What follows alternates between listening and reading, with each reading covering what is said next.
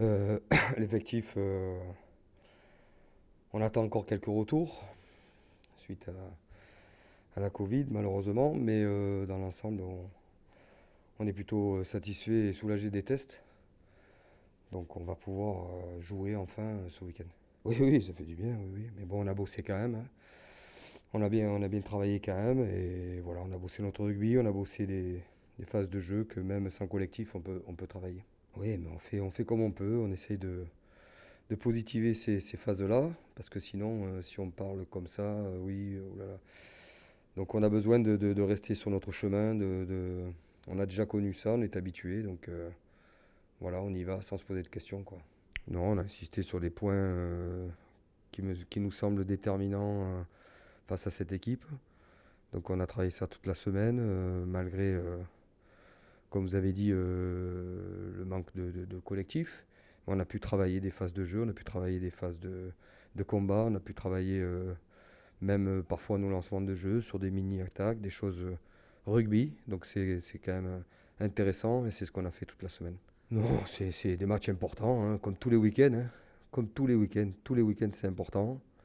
Là, effectivement, deux réceptions face à deux équipes qui, encore une fois, je le répète, semblent les plus en forme, hein, de ce début de championnat. On va commencer par Paris. euh, et puis après, on verra le reste. Ouais, mais le classement, c'est pas. Surtout dans cette période-là, j'ai envie de dire, c'est pas que c'est anecdotique, mais il faut pas regarder le classement toutes les 5 minutes. On sait très bien où on a gagné, si on a gagné chez nous, on a perdu, etc. Donc on sait très bien où on en est.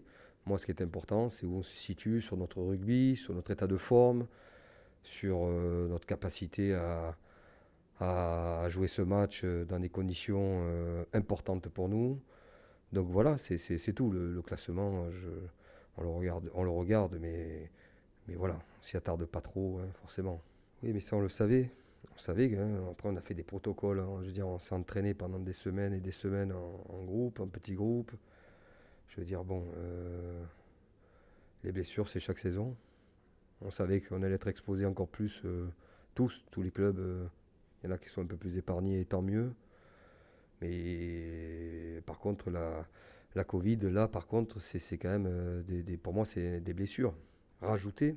Et quand on est touché, ben, on est touché d'autant plus que quand on n'est pas forcément concerné par ça. Donc malheureusement, nous, on a été touchés plusieurs fois, vous le savez, et voilà, ça fait partie maintenant de notre quotidien et du quotidien, j'ai envie de dire, de tous les Français, j'ai envie de dire, du monde entier. Donc, mais nous, dans notre quotidien rugby, on est obligé de s'adapter.